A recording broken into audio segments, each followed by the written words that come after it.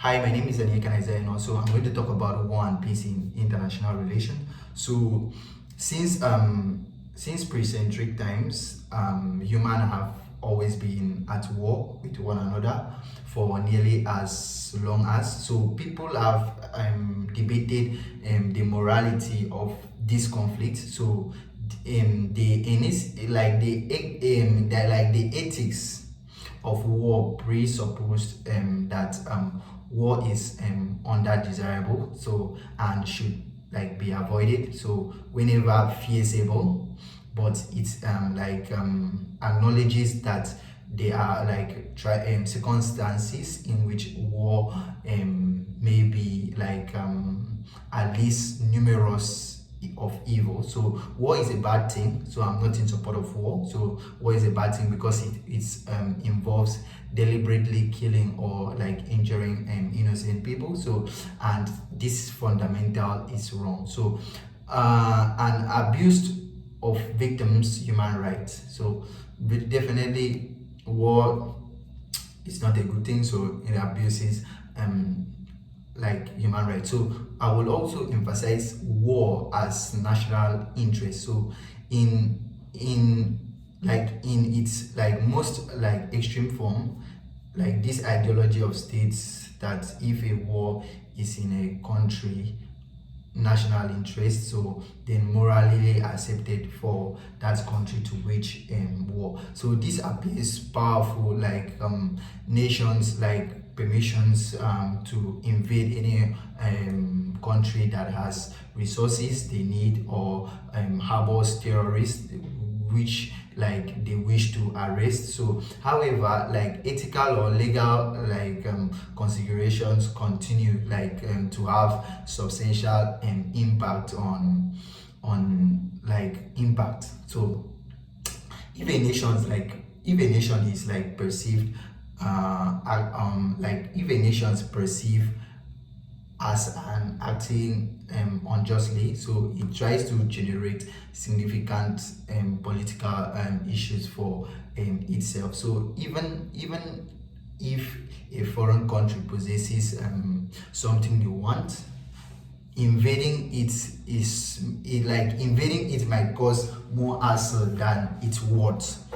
For example, I will put it if my country has a gold and trying to invade it to get the gold, you might tend to lose more than the gold itself, the value of the gold, the worth of it, because you will kill a lot of people, which you will pay for a lot of war crimes, which I'm going to explain later. So war as a right of a ruler. So this states that the decision of states leader over whether to wage war is final and cannot be challenged on moral grounds. So this idea is reflected in the expression divine right of kings. So right means divine right of kings, which means that God support the deeds of the ruler. So despite the fact that seems to repugnant to modern sensibilities, so the Christian church backed it over numerous times in history. So when the monarch was guided by the church judgment, so we also see it here, war as a right of the ruler. So I'm also going to explain another aspect which I came up with from reading the book. Was I thought about holy war. So sometimes religious leaders have declared that believers had a religious obligation to go to battle. This concept appears frequently in the Bible, so and has recently been used to justify suicide bombings, we see in the Islamic world, go to maybe war and justify it on maybe the Allah. So historically, this was the primarily rational for the crusade. So I also came about inside War and Peace. I also came about a subtopic which is primitive pre-imperative strike. So a pre-imperative strike is like a military action done by like a nation, like in a reaction to a threat posed by another like nation. So it's like an objective which is to prevent and threatening nation from carrying out threats.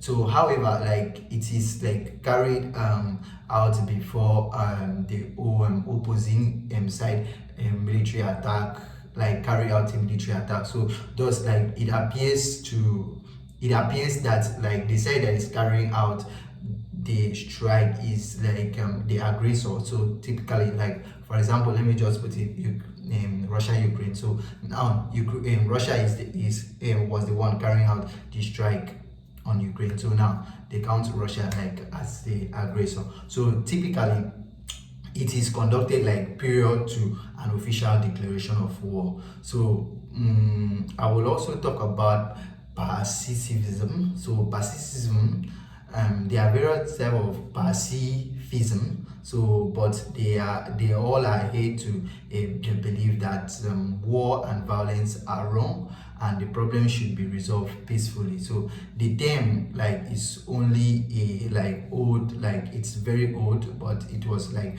first used in at the 10th International Peace Conference in 1902. So people that are pacifist at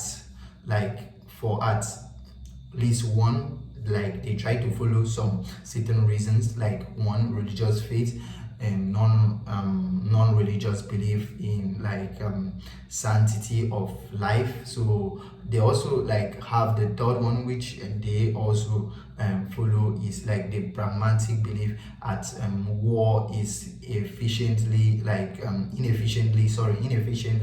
and wasteful. So many consider pacifism to be than merely opposed to the war. So they contained that in most incorporate measures to advance justice and human rights. So I'm going to also talk about a subtopic which is just war. So there are 6 conditions that must be made for a war to be deemed as just. So without these 6 conditions, a war is not just. So the first one is the war must be fought for just the cause. So a war must be fought for the cause. So without cause, it's not deemed to be a war. So the war must be declared legally and by a legal authority. So the motive, the third one is the motive driving the fight must be honorable. So the fourth one, which I'm going to talk about, is every alternative solution to the problems have been attempted first. So the next one, which I'm going to talk about, is there must be realistic possibility of success. So the means employed must be proportional to the objective of the war. So I'm going to talk about like the final like the part, like the act of war. So before I move to other sections, which I am trying to really say it out. So the act of war.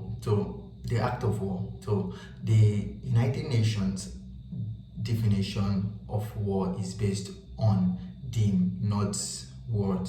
So a declaration of war doesn't appear on the list. So I'm also in terms of war, who is the aggressor? So the aggressor is the nation that initiates hostility.